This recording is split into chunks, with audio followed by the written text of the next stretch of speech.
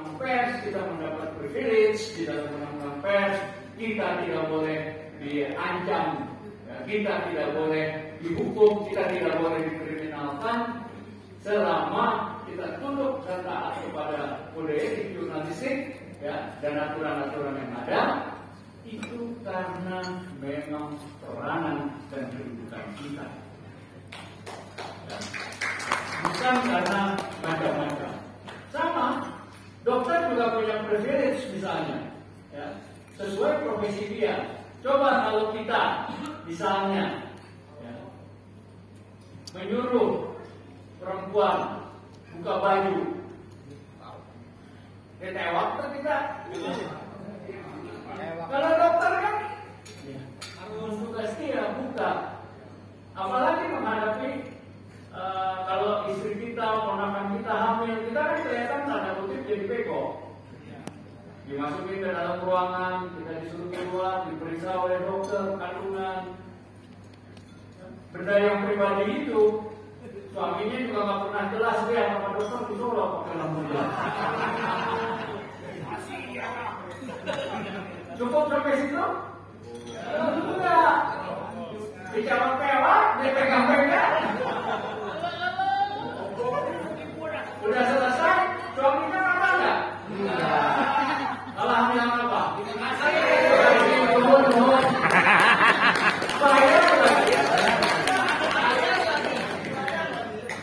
Coba kalau kita gitu, istri tetangga kita bilang, apa kita nggak dirokok?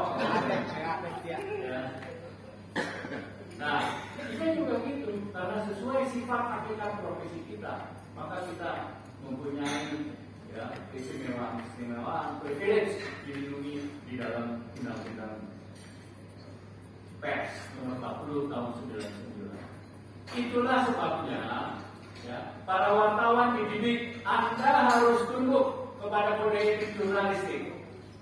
Kalau Anda mau melindungi profesi Anda harus tunduk kepada kode etik jurnalistik. Ketika Anda tidak melaksanakan kode etik jurnalistik, maka Anda tidak diberikan perlindungan profesi wartawan. Jadi, di dalam profesi wartawan, sama itu dengan dokter, kode etik adalah mahkota kita. Muhtar Lubis sudah dihukum 7 tahun, tapi dia tidak pernah melanggar kode etik dan masih dihargai sebagai wartawan. Bukan hanya di Indonesia, tetapi di seluruh dunia. Nah, jadi Anda harus benar-benar menghayati, ya, tunduk kepada kode etik jurnalistik. Jangan enggak, ya.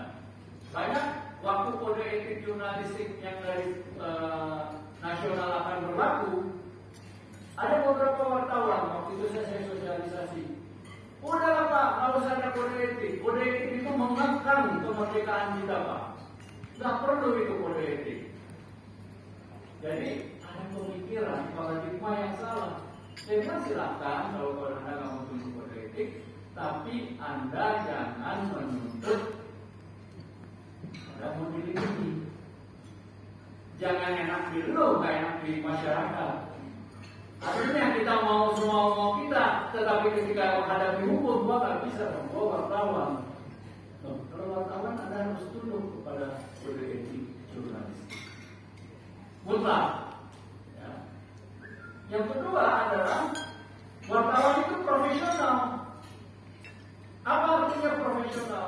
Waktu saya jadi wartawan, ya, mentor saya selalu bilang, Wina, akurat, dan akurat. Artinya apa? Kita harus melakukannya. Cek and recheck, kita akurat. Cek and recheck. Dan yang ditugaskan kadang-kadang kami dimulai dengan sederhana. Dulu pemilik Asra adalah William Surya Jaya. Coba tulis William Surya Jaya apa? Bagaimana?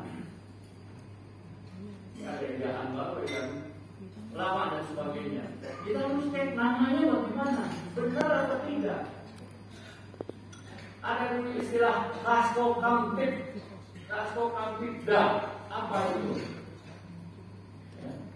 Kalau sekarang misalnya, kalau ada berita MK itu apa sih?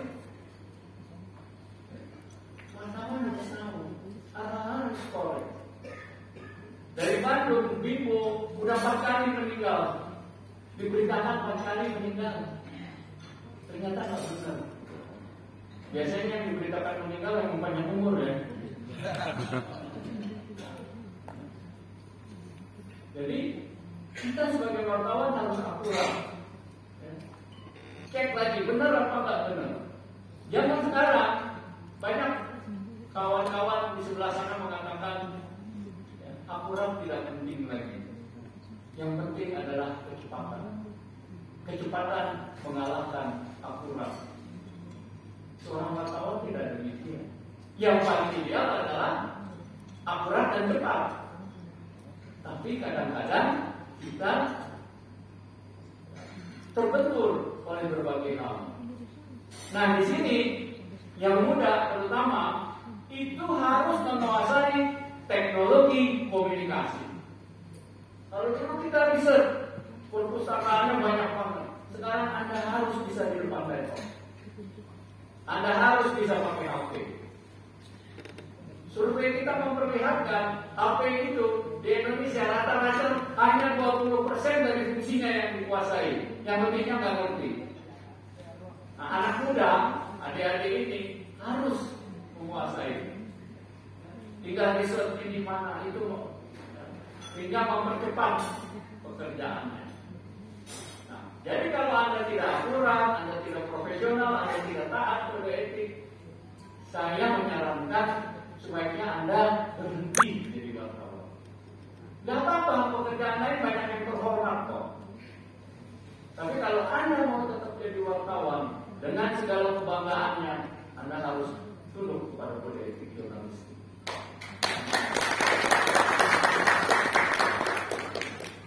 Ya. Jangan kemudian jadi kilah-kilah, jadi alasan. Kan ada anekdot, misalnya saya ngambil anekdot, kalau orang Padang merantau ceritanya udah tahu.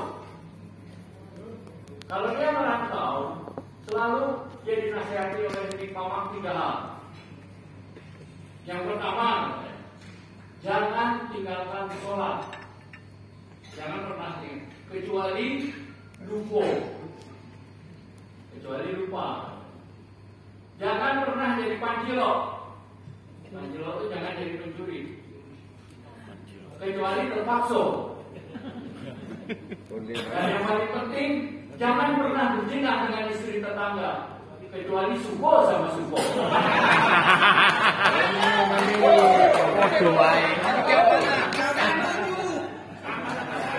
Sarwa kene. Jadi banyak alasan aja gitu. Kita sebagai wartawan harus belajar itu. Jangan ada alasan. Karena itu, ketika kode etik itu dibuat, kebetulan saya ini waktu di Dewan Pers, saya lah yang merancang kode etik jurnalistik, saya lah yang merancang merumuskan standar kompetisi wartawan, ya. Dan saya waktu itu mewakili PWI sebagai anggota Dewan Pers, oleh sebab itu PWI itu harus bangga dengan kepw-an kita.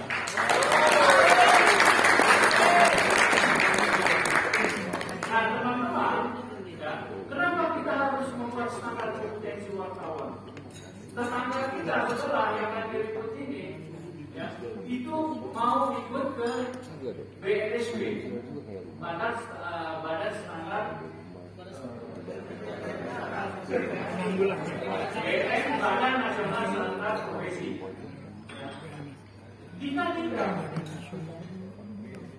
Kita itu kan turunan dari undang-undang perburuhan, ya, dari undang-undang perburuhan. Kita bukan buruh. Kalau buruh aturannya lain, tapi kita adalah profesi wartawan. Karena itu kita bikin. Nah, teman-teman kita mesti tahu di dalam pasal 15 ayat 2 huruf F dia bilang Dewan Pers memfasilitasi pembuatan peraturan di bidang pers. Dari situlah kemudian digambarkan ada standar kompetensi wartawan. Tingkatnya apa? Dia diakui oleh undang-undang. Jadi kuat sekali. Sudah 3 kali standar kompetensi wartawan dibuka oleh dia juga sebenarnya. Wilson siapa namanya itu? Dari pengadilan negeri, pengadilan tata usaha negara sampai MK, kita selalu menang. Artinya memang itu yang besar. Kalau ada tetangga kita yang lagi sekarang ribut mau ke sana, berarti menunjukkan dia tidak menghayati, tidak mengetahui fungsi dari standar kompetensi wartawan. Siapa yang menentukan standar kompetensi wartawan? Nggak ada yang ikut campur. Kita sendiri kaum wartawan, kita yang membuat. Ya. Saya yang mengetuai, saya yang membuat draftnya. Ya. Kemudian memimpin rapat-rapat, ada 15 kali itu ada rapat. Wah, ramai. Ya. Tapi akhirnya terbentuk dan itulah yang sekarang kita berdomani.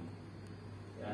Jadi Anda nggak tahu ini nanti ikut standar kompetensi wartawan nggak kalau uji kompetensi wartawan? Ikut ya. Jadi waktu itu kenapa ada tiga stages, ada 3 jenjang? Ya. Yang mudah ya kita supaya cepat ya bisa diakui. Kemudian